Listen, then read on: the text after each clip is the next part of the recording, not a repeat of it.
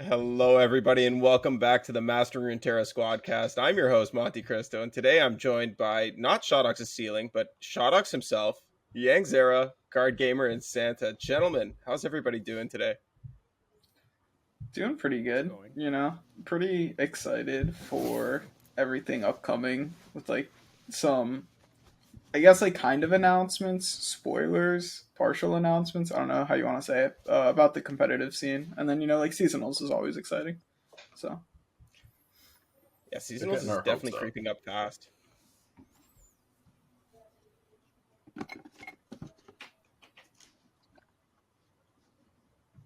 Y'all settled in, Shadawx? I am. Mm-hmm. I always have been. Are you guys ready? I'm waiting on you. I appreciated the Zipper ASMR. We're live. We're recording, brother. It's started. I've been waiting for you guys. What do you mean waiting on a while? Okay, that's fair. It was Santa wanted to stream today. Yeah, so see, that's the reason. There's the delay. I am too tired. I've been doing IRL stuff. I'm still in my work clothes. I didn't even change. I got home. I went up. You shouldn't have said that. You should have said you dressed up for the podcast. Come on. Yeah. Oh yeah, I definitely did that. Mm-hmm. But yeah, back to the podcast itself. Seasonals is coming up rather quickly. I know the meta is it's kind of stabilized at this point. I think everybody's kind of identified what's good and what's not, but there's still new decks popping out. Like we were just talking about Kaisa, and that's not something that was on my radar at all.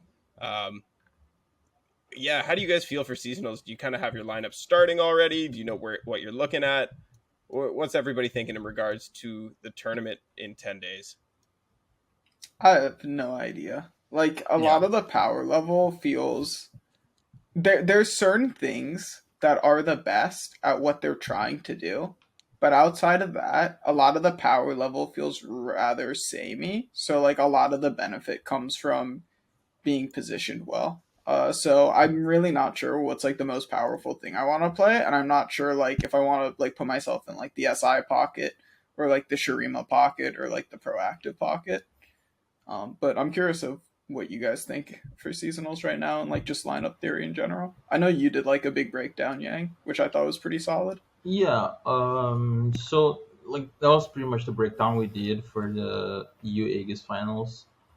We basically divided the meta into 3 pockets, which is aggro decks, Shurima quote unquote decks, and then control decks, good stuff decks. And you could basically divide the meta into these 3 pockets, and they beat each other in a triangle. It's a meta triangle, and you can build your lineup in a way that you would have very good chances of beating one of these pockets.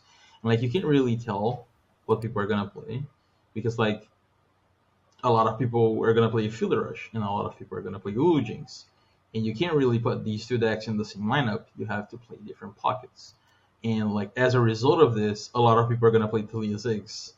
So it's just pick your poison and go rock paper scissors for the most part. But it's obviously down to each player to build their lineups in a clever way to attack more than one side at one time. It's hard. I think it's doable. I think we're far away from a solved meta, but yeah. I think 8 days is not gonna be. Tournament meta's in a weird spot. I don't know. Right now I'm kind of just sitting on, if the power level's low, really good linear strategies are good, so probably just gonna play those. You can play the mono Shurima, or the Shurima stuff with mono Shurima, which does one thing really well. Play Talia Ziggs, which does 1 or 2 things really well. You can play Akshan Varus, that does 1 thing really well. And it's just I think that's where a lot of the power is going to end up, is it's just going to be a lot of decks trying to execute their game plan faster. And I think that's why we've seen a rise in Mono Kaisa. That ended also fares pretty well into Jinx. Mm-hmm. So and that was a good matchup into FTR. So yeah, for sure. Yeah, I think I'm pretty much in the same boat as a CardGamer. Just which flavor do I want to go with, right? Yeah. One other interesting thing that I think you can kind of do, but you end up playing a little bit suspect decks, and I don't know how smart it ends up being for Aegis, but it ends up being pretty useful for things like Sentinels, and Aegis is over, but like you could kind of do it for Aegis as well, is there's ways for you to be like good into like two of the pockets by not really playing in the third pocket of decks, by just playing like the best deck from that pocket, which is like very good into one pocket, can hold its own versus the other pocket, and then just playing like two more like flat decks that are reasonable enough, have like a solid game plan that kind of lines up into what you are trying to do. And I think like Kai'Sa ends up being like a deck that can hit like that a lot of the times, right? Because it's like the Shurima deck that ends up just like having a surprising amount of game into aggro through like Kai'Sa board clears and just like evolving fast.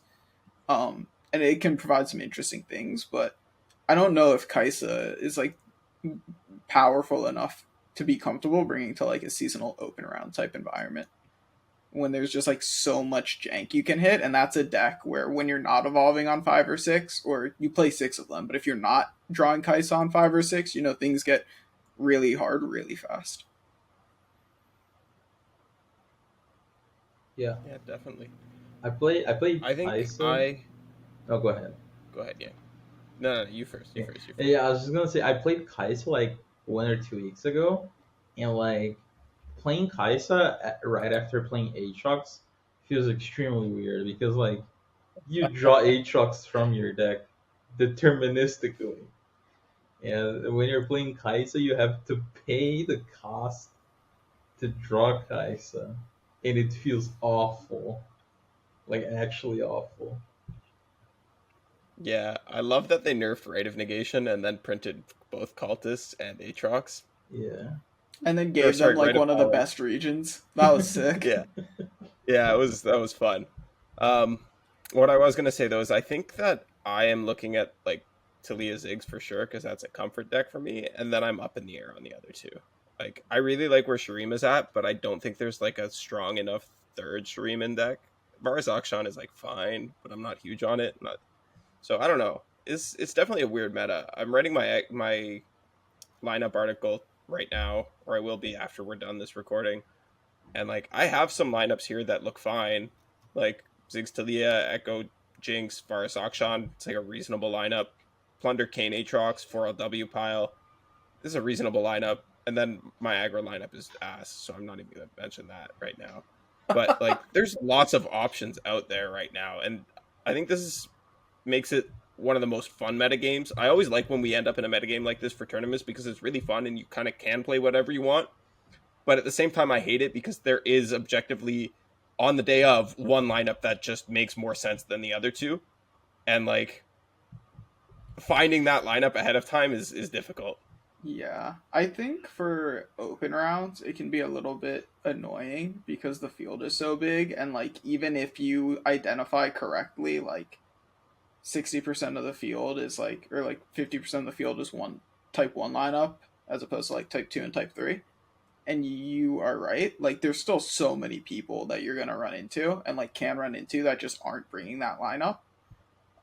Whereas like open round tournaments and like league type tournaments, I think this meta feels a lot more enjoyable because the scouting and like the predicting and trying to go with these reads and taking advantage of like shifting trends, I think is a lot more rewarded in those type of formats. I just want my 3 good decks that have 55 into everything. It's just like I just want to play my 3 best decks lineup. Not asking much. Not asking much. It doesn't exist this season. Game? It's Plunder and Kayn Aatrox. There you got 2. I don't know what the third is. But what's the third? Plunder? I don't think Plunder's like 4LW. Yeah, 4LW. No. 55 into everything. I'm not 4LW, and I'm definitely not playing 4LW pile into like potential triple Shurimas. That sounds horrifying. Easy win. What do you mean? Way too many denies. Just outboard them, you don't need to play Gmo. Just outboard them. Bro, you got 3-4 at least. That makes 2/2s. That's broken. I don't know. I'm not 4LW, so I don't think I can do it. That's true. So that's it. That's my argument. I just want 3 good decks, but I feel like the third deck in every lineup is just like, eh. Yeah, I mean, it might just be Echo. Echo is like a good third deck always. Smile. Yeah, sure, for like, sure. I feel like all 3 decks in every lineup is like, eh. Like, actually. Yeah, that's true. This is kind of where we're at. Yang's delivery driver is upset with him. Yeah. Guys forewarned us, so I gotta go leave and get my food at some point. Well, we heard the call. The guy's upset. I mean, telling us to move off the lineup article. There's more important stuff to talk about. But before we do, CardGamer, do you have a point? Yeah, I was gonna say, like, I think before the hotfix, and like even the hotfix before that, like there weren't that many powerful things in the meta. Like, it was like, oh, Aatrox and Seraphine are like disgusting, and then like Gwen is very good, and then if you want to even go, but like the patch before that, it's like, oh, Gwen and Acolytes are very good, and then it's like Aatrox and Seraphine are disgusting. But like now, we kind of dealt with all those issues, and we're just like playing with some fair cards, and like when everything's fair, it's just like, kind of just want to play something that lines up well. Honestly, what a disgustingly balanced meta we have. Yeah, Yuck. right. Dude, I hate the triangle. Why isn't it just one deck every game? That's all I want. If I could just if it was pre-hotfix, my seasonal lineup would probably be something like Red Gwen, Aatrox, and Bar. Because I don't need synergy. These are just good decks, and I can just throw those into open rounds and skill diff people. Yeah, playing something like that. I think a format like that is probably like beneficial to us. Like, I don't know. Like when I like watched people play those decks, and when I played those decks, and like I like helped coach people with those decks, like I don't know. I noticed there was like such an insane amount of like skill expression on those decks, and like you really got a lot of agency, and like you could really tell the difference between like really good players on those decks. And even though it was like so samey, and like you were playing the same matchups all the time, it felt like there was a lot bigger edge to be got last, like pre-hotfix. Yeah, I'm excited to see what pops up. For the record, I hate pre-hotfix meta. I don't like over 1 or 2 overpowered decks. I like this much better.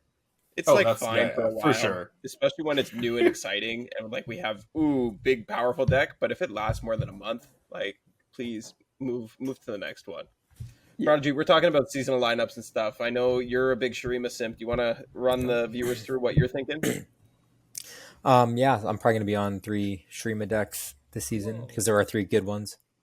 I don't always do that. Like last season, I was bringing timelines and other Red Gwen and stuff. But I'm bringing Sundisk, Talia Ziggs, and Shurima Cultist or Akshan Varus. The idea is being good into all of the SI stuff and being playable into a lot of the rest of the field. Banning Lulu Jinx. So, feel pretty decent. Kayn Aatrox is always hard. It's kind of a skill matchup. Against bad players, I feel pretty good. Against good players, it's definitely hard to get those wins.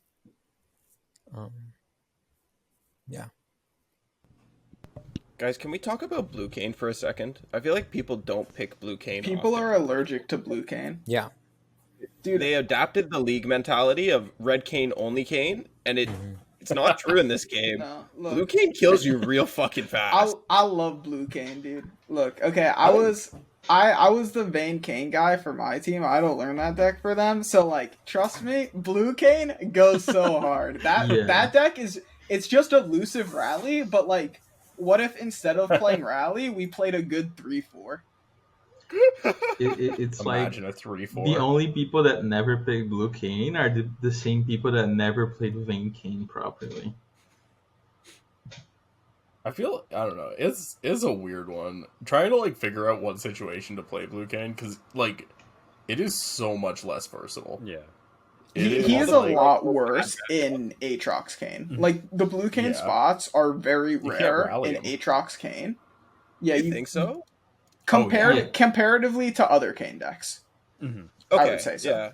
Like, it happens, but like, first of all, it's like, how many games are you like flipping Kayn without World Ender, right? And then like how many of those games are you flipping Kayn without World Ender where it isn't a game where you're like focusing on Kayn instead of Aatrox because Kayn is like a safer threat to get your lifesteal like engine online.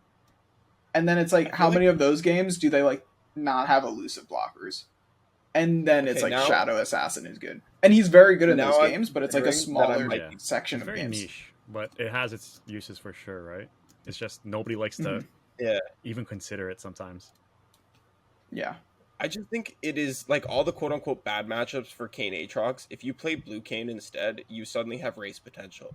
Oh, yeah. But I think the hard part in those matchups is like getting to blue Kayn without like overextending in mana and resources.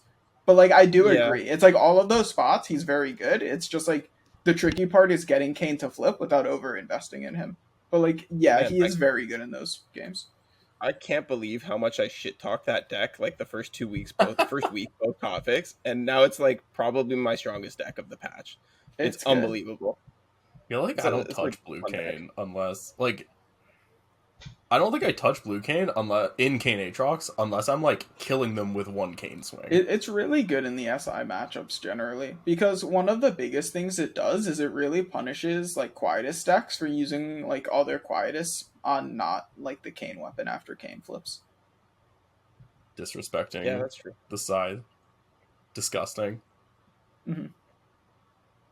SI is in an interesting spot. There's like 3 different Bandle SI decks that are viable. There is FTR that's viable and can be built like 3 or 4 different ways.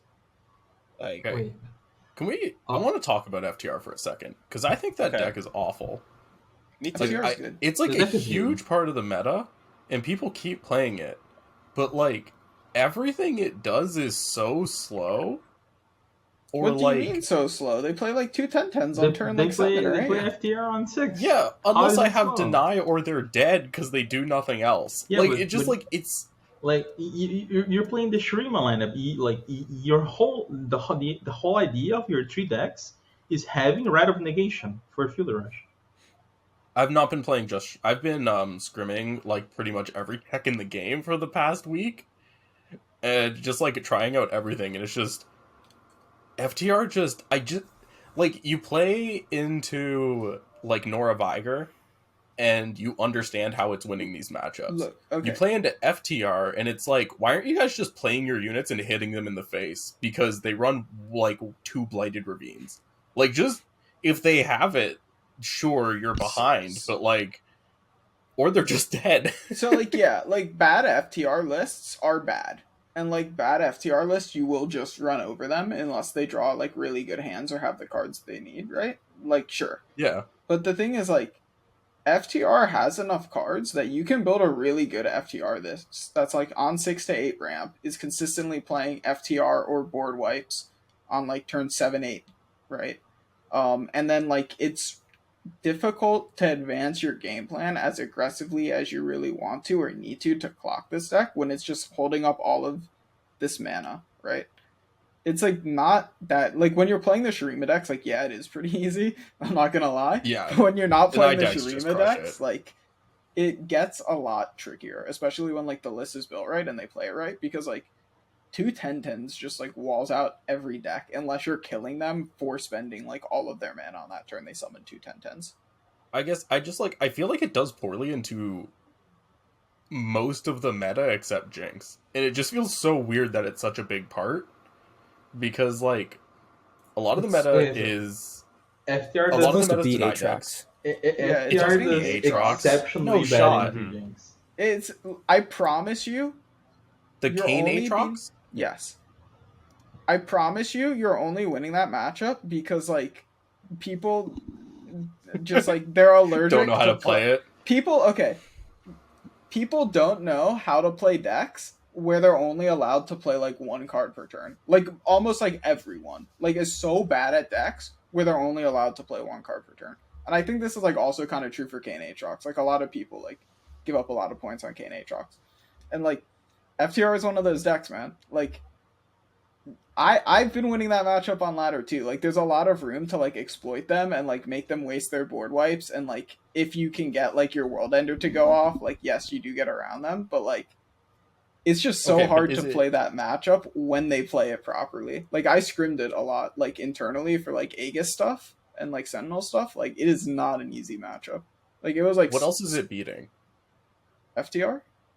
Yeah. You're just, like, losing to the Shurima decks, and you're beating, like, everything else. You're beating, like, Plunder, you're beating Jinx, you're beating, like... Oh, you don't beat Plunder. The random aggro? Yeah, you do. No, you actually Plunder, don't beat Plunder. You don't beat Jinx. Like...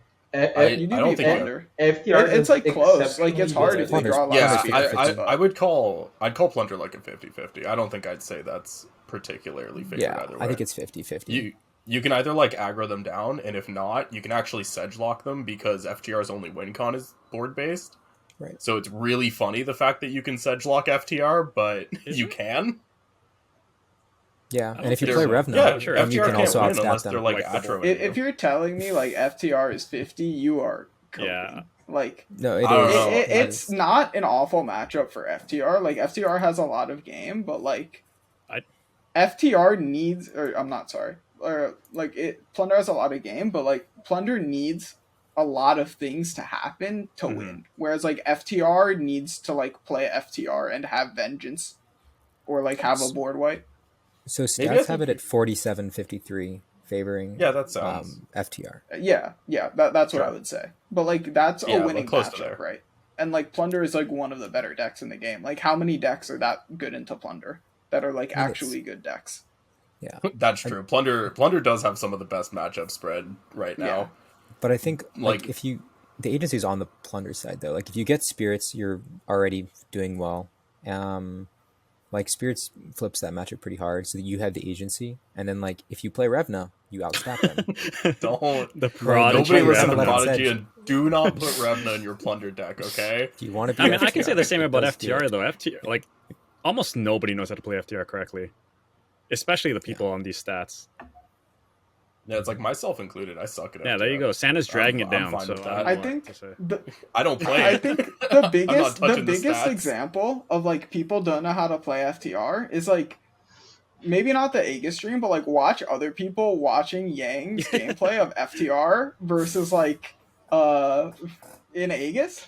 So many people are like, this Yang guy, like, what is he doing? Does he play FTR? Yang has played, like, some of the best FTR games that has been streamed in quite a long time. Like, I don't think there was anything that you could have, like, pointed in that game that was, like, actually, like, truly a misplay. Like, there's some things that you can maybe say, like, you could have done this instead, but, like, every play was, like, good and very defendable. Like, he played a very good FTR game, and so many people were just like, what is this guy doing, man?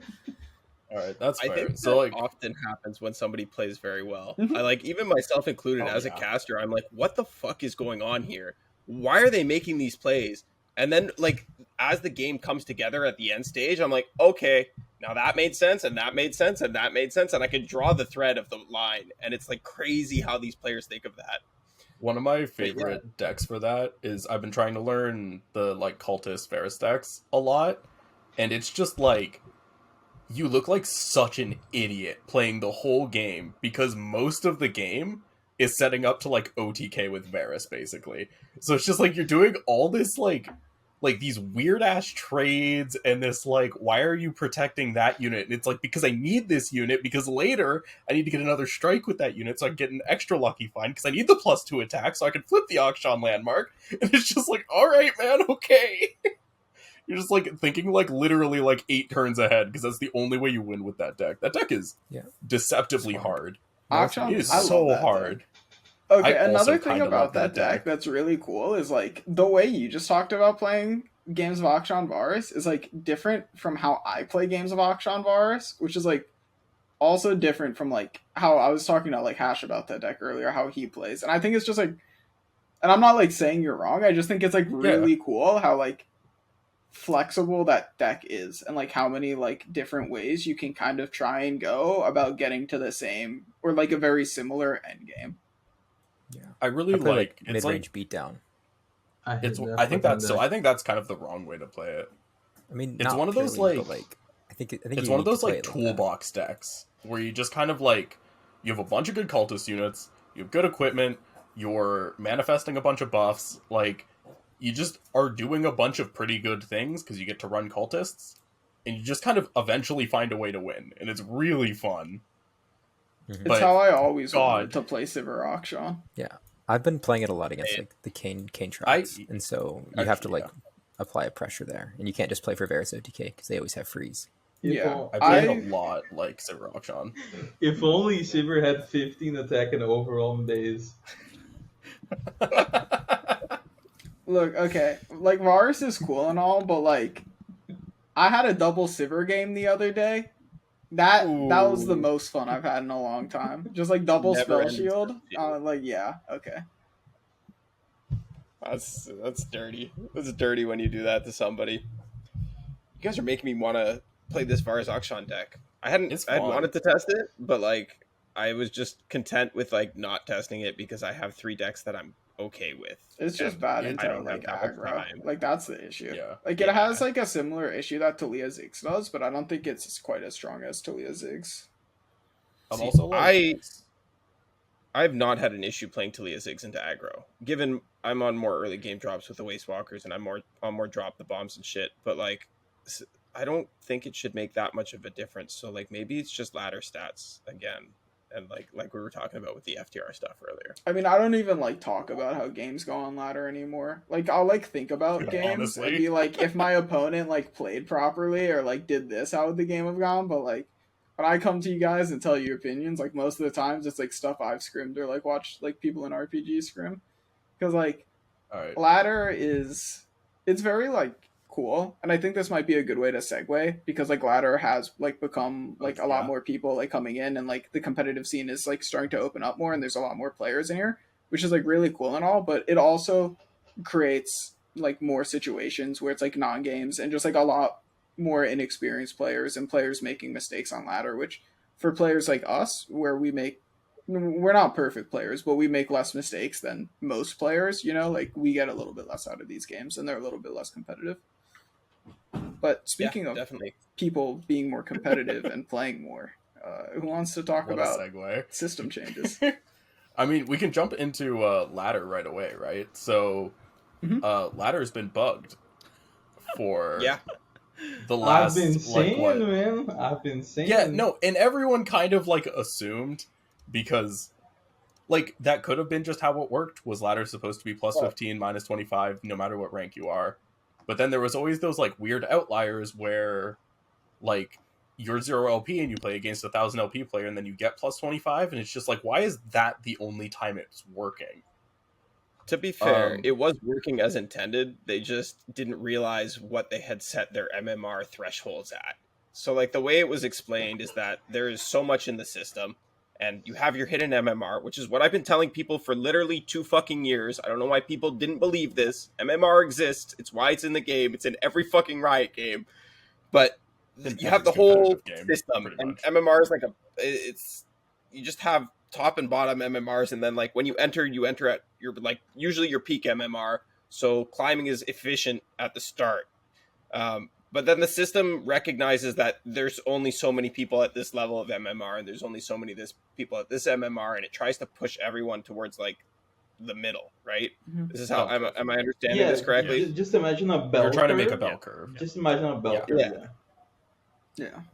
So the way it was working, they had their floor too low or too high. I think John said the floor was too high, but that doesn't make a lot of sense. For APAC, I'd have to pull up the thread. No, for APAC, it was too high. I thought it was too low on APAC and too high for everybody. I don't know. One or the other. The thread's there. It's on Twitter. You guys can find it. But if you go to John Moorman, I believe. Yeah, Riot I Am Walrus. Riot I Am Walrus on Twitter. He has a 26 tweet long. It's a good read. Post just kind of talking about it. Yeah. Yeah. The MMR system's cool. It's the best system out there. There's nothing else that like you can realistically use. I've seen people complain about it. Why do I have a hidden score? Because that's how it works. It's nicer for you. Just read the thread. He explains it nicely. I can't believe so many people were surprised that like Legends of Runeterra uses the same system as literally every other Riot game. Like, wow, I know. Crazy. I know. I've had this argument 3 times on Twitter in the last year. It drives me crazy. Like, why would they do anything different than the other 2 games? Doesn't make sense. There's no number showing. Wild Rift. That's right. 4. Thank you. It's true. TFT. I forget TFT's in the same league client. It's like the same ranking system as like every competitive game. Like they all have a hidden MMR. It's not abnormal. Yes, and it all works the same. If you face somebody with higher MMR, you beat them, you win more LP, because that's how it works. That's how it's supposed to work. But because of they had set their ratings too high, too low, whatever. It was trying to push everybody down. So it was just hard capping the gains at 15 and trying to make everybody lose to 25 every single game. And if you were receiving more than that, it's because your MMR was fucking dog shit like mine. But that's what happens when you play shit decks at 0 LP consistently.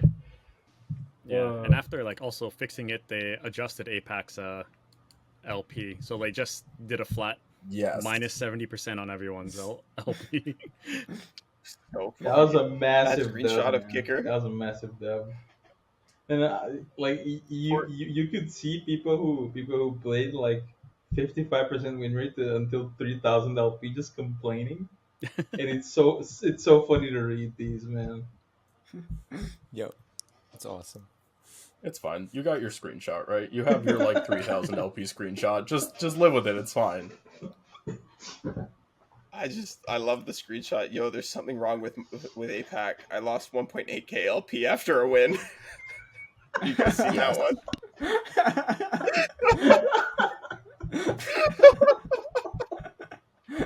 Yeah, so the quote I did manage to find, so the top MMR was above the MMR floor, so we didn't get the same negative sign inversion they did on the APAC server. But the floor was still higher than most players, so the system was trying to push down basically everyone. So they are fixing where that floor is. So hopefully next season, there should be more of you get into Masters, you're gaining more than you lose, or like equal gains and losses based on MMR, and it will get harder to climb the higher you get. Yeah. Presumably. Basically what that means is that the influx of new players to Masters competing with the older players brought down the overall MMR in the system to below where it was previously, which is why the system is trying to shove everybody down, right?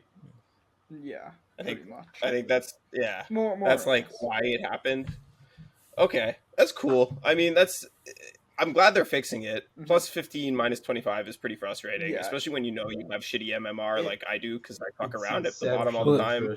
It'll still be that way. It just won't be that way till like 300 or 400. Well, like it's just been fine. Like so much more extreme. Like I think the way it was before was like fine, because really until you hit like 400 some LP, like 57, 58% win rate was like a climbing win rate. Like 57, 58% and like pre-ladder changes was like your 64% win rate now, which is like insane to think. Yeah. I think the big thing is it should be like if you play someone, like let's say I'm playing, Jordan, right? Or someone who's like really high on the ladder. It shouldn't be whoever wins is plus 15 and whoever loses is minus 25, right? It should be like plus 19, minus 21. Or, you know what I mean? Like it should be rewarding you. It should be rewarding and penalizing both players kind of evenly for playing against each other. If they're like two top players. If you're both within the same, if you're like two rank 10s, it should be like if you're like rank 10 and rank 8, you will get similar gains and losses. But that doesn't happen now. Yeah, because it's broken, right? Like when the MMR system is working properly, like it's fine. And like it probably won't be that generous when you're both like so far at the top, right? Like it wasn't that generous before, but when you were like playing top players, like it was more like 17-23, right? 17-21, like 16-20 type deal. Like it wasn't this like 15-25. It's really brutal, especially if you're trying to go for something like seeding. Yeah, we'll see how that works out next season. They are acknowledging it, just like saying, hey guys, made a mistake, we're going to fix it. And that's great. I love that. Mm-hmm. But then, like, they're going to fix this for next season, but then Ruben Zu goes and says that ladder is going to be less relevant for, like, competitive stuff. Good. Which is, like, I'm okay with that. Thank you. Like, it's kind of late. Yeah. I don't know. We had to deal with this for like a year and a half. But I mean, hey. So do you want to talk about those competitive changes? Yeah, that's where I was going to take us, but Yang did me the solid. So Ruben has been both on the Master Runeterra podcast and now Alan's stream to discuss the future of competitive Legends of Runeterra. The gist of what we know so far: daily tournaments, right? We got that. Yeah, We daily got rumbles. They're called Runeterra Rumbles, right? Like that's what they're calling them. Daily rumbles. We have and then the Runeterra new Open format. Right? Did we get the Runeterra Open? Yeah. Okay. So we have Runeterra Opens and we have Daily Rumbles. Daily Rumbles are effectively replacing gauntlets. They're going to be tournaments that give you points on this new reward track. And that's about all we know about them right now, I think. Yeah.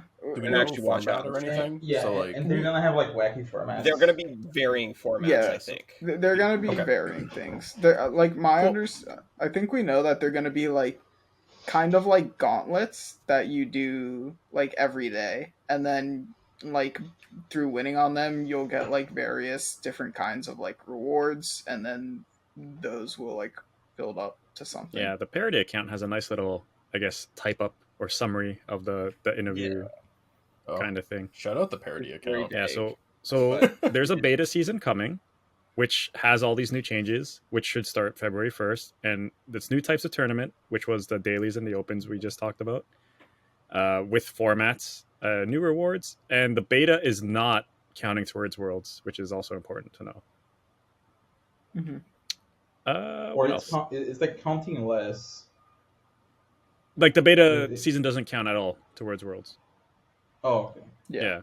Because it's more, I believe it's more like just a test to make sure the system's not shit.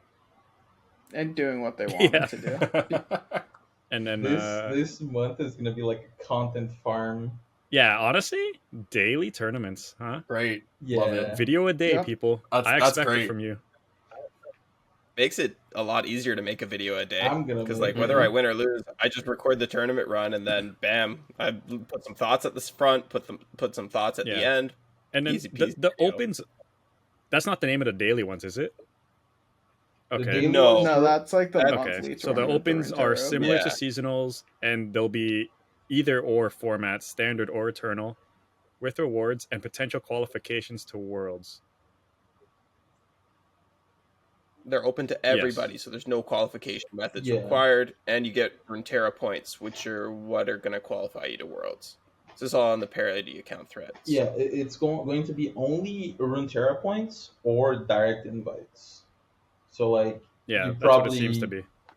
Start like gathering Runeterra points from playing like Rumbles or like weekly opens. Yeah, so it's basically the same point system as we have now, except just all kind of combined, right? And you can earn them any different way. Mix and match, whatever. So it'll reward people like grind like every daily, every weekly. That's what it seems like. So yeah, if you play every single day and grind ladder and play in these opens and dailies, you should be going to Worlds. Yeah. Unless That's you're like really bad. Yeah. Sorry, everybody. So I think like saying it like that, I think that does kind of like address and like bring up one of the biggest concerns that I've heard people have with the format, right? Which is like the idea and like the concern that it might just become a race. You have to play the most games, and then you have to be the first people to like be doing I'm assuming whatever. they're changing that aspect of it, though. I don't think it's going to be the same. Like the way I envision this, it's going to be more like League of Legends clash system as opposed to the way it exists right now, where like for the final gauntlet before seasonals to qualify to the seasonals, you have to race through it, right? Like that's so dumb.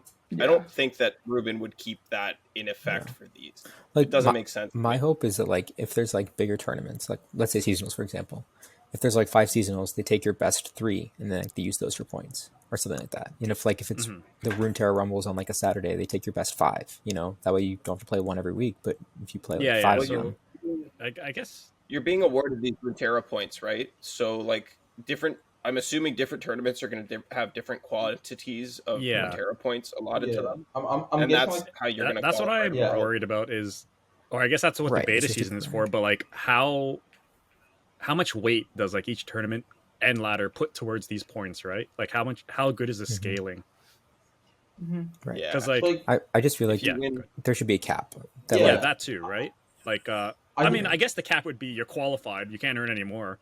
But yeah, but like, does the thing is like a cap might not work, Yeah. though, right? Because like you can put a cap, but like it doesn't matter if like you're a 70% player, right? Like you can hit the cap by playing like, I don't know, like say like 3 daily rumbles a week and playing like 6 of the 8 Runeterra opens, but like there's probably someone in chat who's like a 58-60% player, right? And they can just go like, all right, well, I'm a college student. It's like my second year. My classes aren't that hard. I'm just gonna do every daily rumble, every Runeterra open, and spam ladder, and like I'm gonna go to Worlds, and like they can hit the cap, and then like they're also there. Like there's just a lot of potential issues with the system that we're gonna have to wait to see what happens with it, and then we're gonna have to give feedback, and you know, hopefully we'll get something good by the time thing goes live. The way I would hope it would work is kind of more similar to like what Magic has, like a mix of like their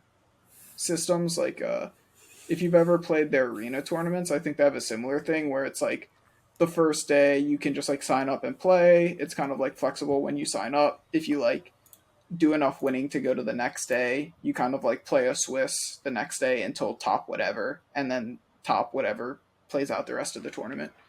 So like something like that would be nice. And then I know like Magic also has like Pro Tour systems and like point systems to qualify for like Worlds and bigger tournaments at the end of the year. So it'd be cool to have like a modified version of that that's like really intended to work for us. Something that is like kind of tested. We kind of know it works, but we'll see what ends up happening. Yeah, and I also want to point out one important thing that I think like wasn't mentioned yet is like, are these points going to last the entire year till Worlds, or do they reset at some point, like every month or something, after every open, or like how's that going to work, right? So that'll be like interesting, because if it like resets like every season, then that's going to be like a bit interesting to see. I don't know how much it might change things, but I think that as long as the system rewards consistency, it's a good system. Yeah, I agree. I just don't want the system to also force people to play every single day. And like, if it's a fine line to balance it on, right? Because like, if you have to play in every single tournament constantly, but you are one of these top level players and just don't have the time for that, it's not. I don't feel like it's really fair to miss Worlds because of that. Like, what if Ptash decides that he's going to launch his board game and like just doesn't have the time to compete in every single thing? Ptash is a very strong player. I think he should be at Worlds, right? Like, assuming he upkeeps that's where the point scaling comes in, right? Like, you should definitely get a lot more for winning, right?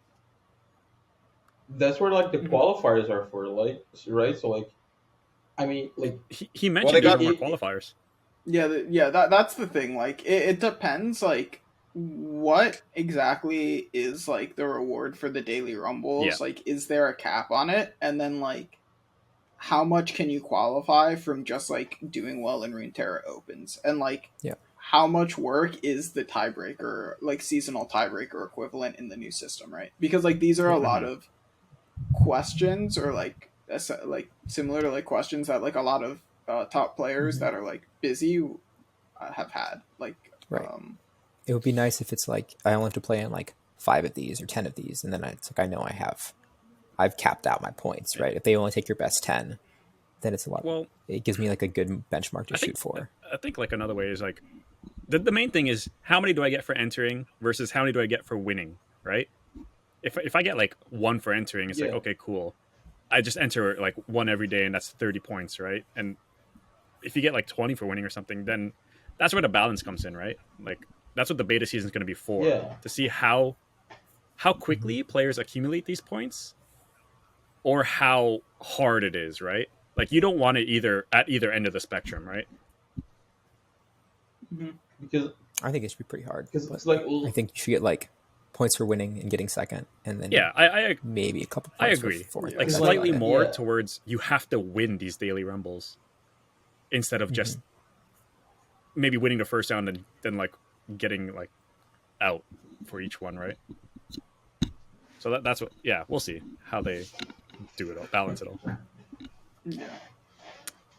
It's gonna probably need a lot of tweaking, but Yeah. like we've said, that's why there's a beta season, Mhm. right? The hope is just that everything is good by the time it launches and things matter for Worlds.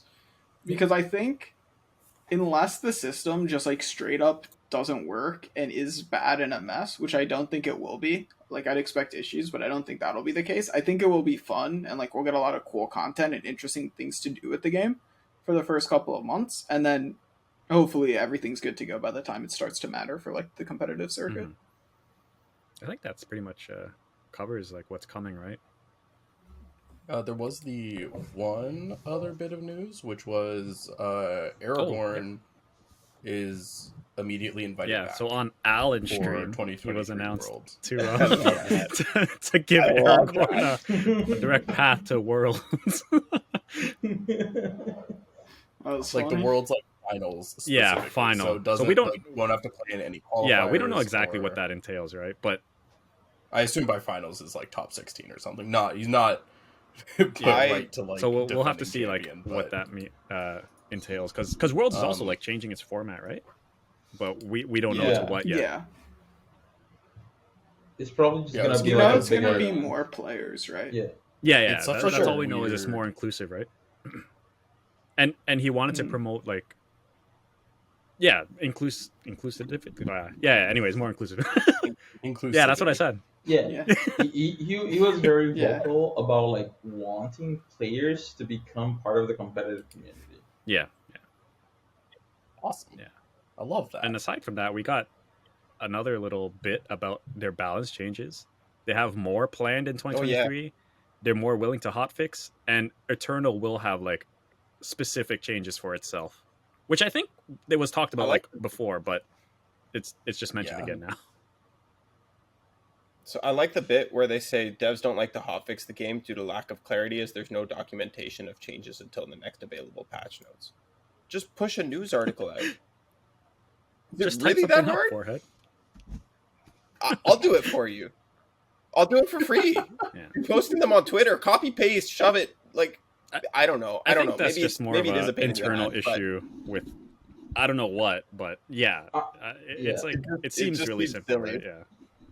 I think it's just more of like out of cycle thing, because like when the bar hotfix was pushed out, we were in the middle of a community tournament, and like every single one of our decks got nerfed all of a sudden.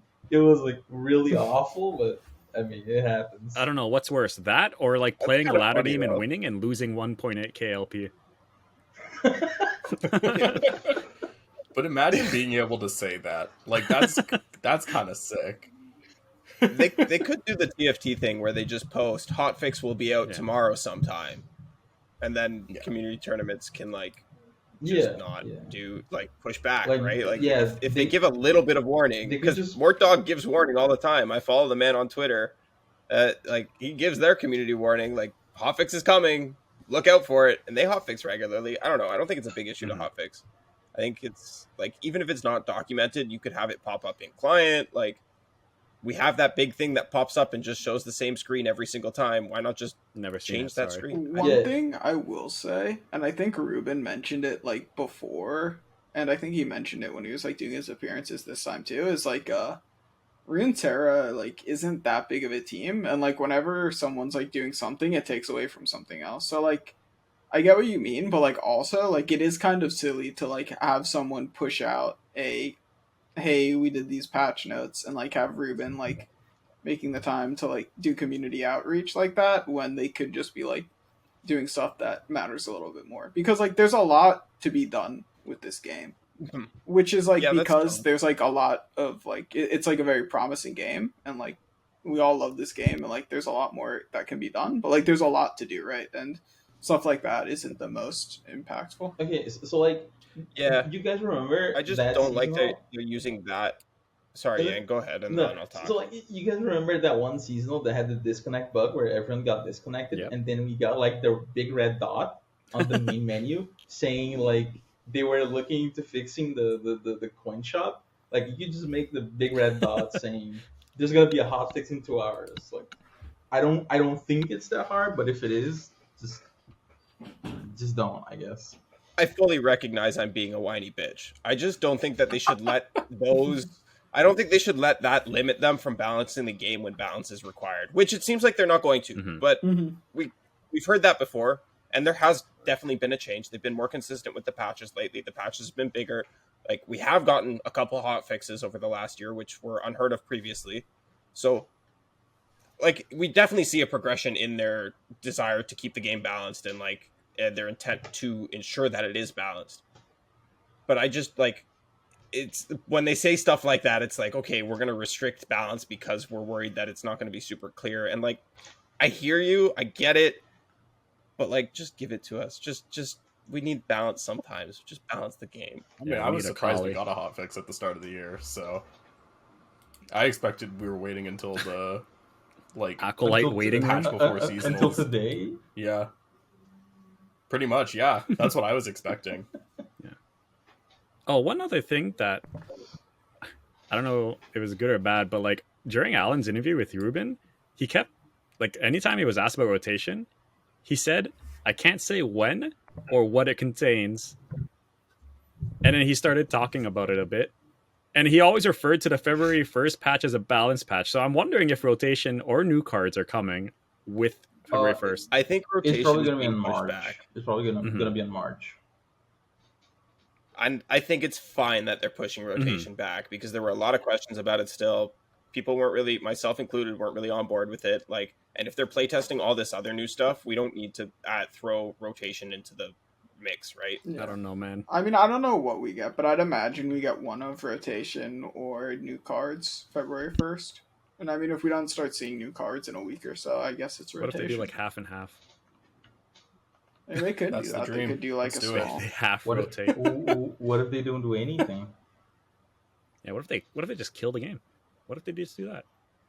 No, Sorry, like- sorry, like- Gwen. Pull the plug on Yeah, us. they Like, pull I'm the That's Gwen. the almost February positive- 1st patch. I'm almost positive we're not getting either rotation or Later new Prodigy. cards on February 1st. By Prodigy. Maybe. And they make the LP gains plus 0 minus 40. No. Plus one. You gotta have some fun. minus 40. We were complaining about all the 0 LP Masters players, and they're like, now you're all 0 LP. This is the Deal floor. with it. Chaos is a ladder. Start climbing.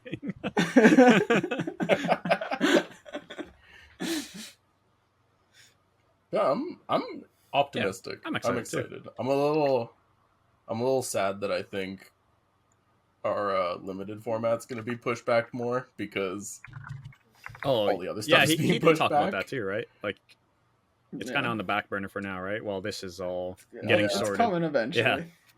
One day the bazaar will Eventually. come out. The bazaar will come out. Whoa. Yeah. We don't talk about that here. One day in the very far Here's the future. question: love you, what Raynad. comes out first, P-Tash's game or the new draft format? Yo, P-Tash will have Game. favorite 100% 2 come out. Oh, I tried to get Kibler to play Runeterra, and he just said there's too many cards. I don't want to learn them all. Yeah. Which fair. Yeah, respectable. I can't believe honestly. he answered me. Reddit called Kibler you Not has not played something I Runeterra. He expected to plays happen. Runeterra Right. like randomly, like once in a blue moon. Yeah. Probably when there's a Twitch bounty for it, which makes sense. That's when it Yeah, I makes was sense. about to say, I think I've seen him like play it like when there was nothing. That's why Yeah, I say think this. he's I done thought it he was- occasionally. Yeah, he occasionally dips in Just just, like- to like see what's up, I think. But that's like probably it.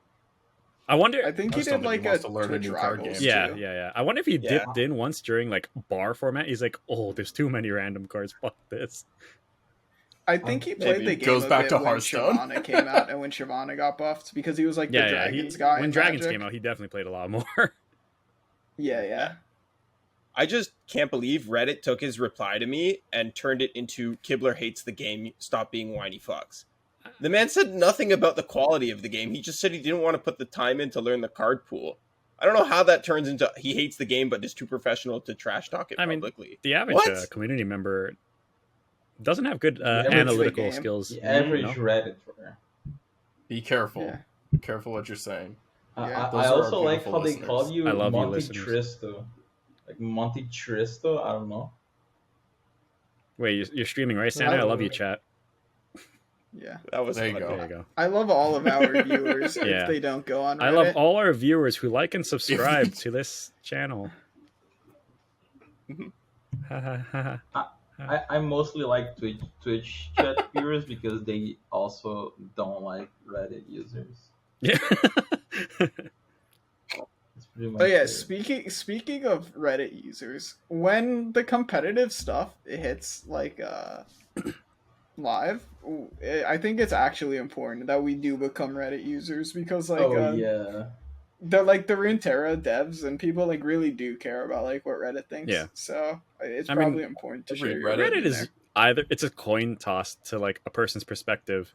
They've either seen like the darkest shit on the internet on Reddit, or they've seen like the greatest conversations on Reddit. Like there's no in between. Yeah. Reddit's I love reasonable. Reddit. It's just Yeah. I lurk. Yeah, me too. I LOR spend a lot of subreddit. I just time on don't post Reddit. anything. Yeah.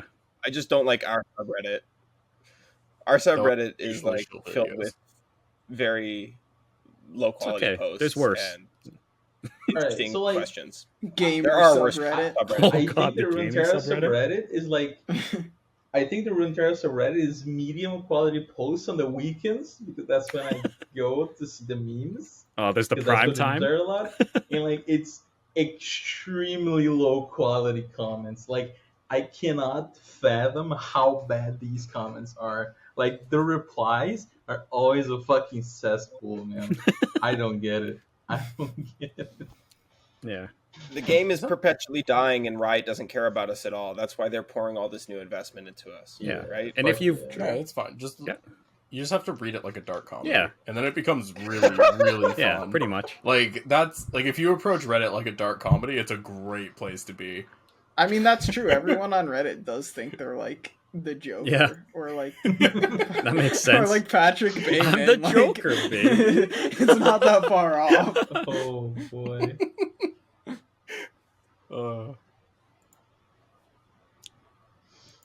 Well, that about covers this week's news. Does anybody have anything else to add? Or? Nope. I love our viewers. I'm just excited. Oh, play the 2023 Master is gonna be- Runeterra Oh, yeah. tournament this weekend. 1K Oh, tournament. Yeah, that's this weekend. What would you guys play in that tournament? I already gave my lineup. I leaked the lineup article. Who's playing in So that, Torben's by the gonna way? Kill me. I probably will. want to, but I'm not sure if I'll be able to. Same. See. I I just want. don't have money in my I mean, I'll just PayPal say, account yeah, right I'm now, playing. so. Go out there and join. It's this Saturday, $1,000 Yes. plus prize pool, $20 entry, Swiss. It's already 1,300, right? Yeah, yeah, it's I already think it's already quite a 1,300. bit higher. Yeah, plus possibly more. Mhm. Yeah. What else? Good practice for seasonals. Play Infinite. Yes, I am playing, and you should too. Yeah. Wait, Yang, didn't you You know come you're like playing, second Yang? in the last one? Oh no, you came like top 4, right, or something in the last one? Yeah, I can top Yeah. 4. See, look at that. That's an easy payout. Easy, free Easy pizza. payout. Isn't Wow. that great? Yeah, I got like a lot of pizza. Actually, a lot of pizza. Hell yeah. Pizza is the best bribe for Yang. Every time we need Yang to hold down the fort in Aegis playoffs, we're just like, all right, Yang, do you want pizza tonight? Win. Oh We'll yeah, pay yeah. for So it. like the EU Aegis payment came in, and I already bought pizza. Like it came in Oh, today. is that Honestly, what the Bob. delivery driver brought? Hell yeah, man. Is that the Hell Yeah, Cowabunga, dude. a man who knows what he's about. Honestly, beautiful. Hey, wait. They paid you? They haven't paid their casters yet. Oh, Dude, we got don't some know. Scandal. today. Karashi sent me the money. I don't know. Oh, maybe Karashi just sent it to you. Maybe I should check my PayPal account. Yeah. Maybe I have the Maybe money. you I do. have No, money shipping. My team got paid the other day as well. They sent it out like the day after the EU finals. Well, winners are more so, important than anyways, casters. Yeah. Regardless of prize money, Yang, do you know what lineup you would be playing this weekend, or do you have an idea? Or... I will start with Phansora because it's like my most consistent deck so far. I don't know what version of Phansora I'm gonna play though. Is it gonna be like triple cleric 1 Bakai or triple Bakai 1 cleric? It's to be decided. And then second deck, I would say Talia Ziggs until like 5 hours ago, but I'm probably not gonna play Talia Ziggs because that deck fucking sucks. That is such a hot take. That An insanely hot take. Dude, You fucking suck. Are you... Dude, like, what do you do playing it? Like, you don't have a choice when you're playing the deck. You actually, like, you have 10 cards in your hand, but you can't choose between 10 cards in your hand because you have to play one. You have to play 100%. the same way every single fucking game, and it's so exploitable. Like, it's actually so exploitable. I agree with the first part, and I disagree unbelievably with the second part. It's a super linear deck with 2 game plans, but I don't think it's that exploitable. I used to agree with this pre-Rock Bear Shepherd, but I think that card changes the game. That card, like, I love that guy. Going for 5/5 beatdown is good. It's okay. Like, it's the second way to play the deck, but I don't know, man. Like, it's just sometimes. True. There's actually 3 ways to play the deck now. You can Rock Bear Beatdown, you can Talia just like value train with Prez, or you can Ziggs Burn. There's like you got options, man. I don't think you can Ziggs Burn anymore. That's it. Those are the options. You don't run a lot of protection for Ziggs anymore. Like, you only run the 1 Hourglass. I mean, put 2 in your deck if you want it. And like, you don't really need the protection for Ziggs. Ziggs doesn't like solo games anymore, but like Ziggs is a good. Ziggs doesn't solo the game anymore. Good finish. He used to solo the game, which was very fun, but he doesn't solo the game anymore. Mm-hmm. But I mean, it would be like Pantvaras, either Talia Ziggs or Sundisk, and then third deck maybe Fueler Rush, maybe Kayn Aatrox. Just something that is okay into Nora piles, because they're very bad at closing the game, so you can just win. I think. Yeah, I'd like probably bring triple Shurima, but that's mostly because I want to run into triple aggro so I can be scared off of that lineup. Or beat triple aggro and then say, okay, this will be good enough for open rounds. I was trying some bar decks, but they don't feel as good. I think the only decent bar deck is like Targon. Did you not see your own notes? Bar is fucking dead. Bro, we just get a God bless. Like, yeah, I haven't seen a bar deck in a hot minute. I was just making sure. I think the issue with Seraphine is like the Seraphine decks that are actually like good at like enacting their game plan and like actually getting to like an end game that they're happy with are like GE decks, and like FTR is a thing. So like a third of the meta is Shurima. So like nice 10 mana spell, dumbass. Sometimes 9. Yeah, with Acorn. Come on. Yeah, true. My bad. Like, you haven't lived until you've played a 6 mana Glorious Evolution. Yeah, like Targon bar is fine, but I mean, Targon bar is not what it is. More than happy to see Seraphine. I'm just so glad bar is gone. Oh, I hate that. Where are these meta notes that we keep talking about that Yang made? It's literally just a picture of a triangle and it says bar is fucking dead on the side. Yeah. It's on his Twitter somewhere. It's a picture of SI, Shurima, and Jinx in a triangle, and in the middle it just says bar is dead in a frowny face. It's not a frowny face. I found it. Everybody is happy.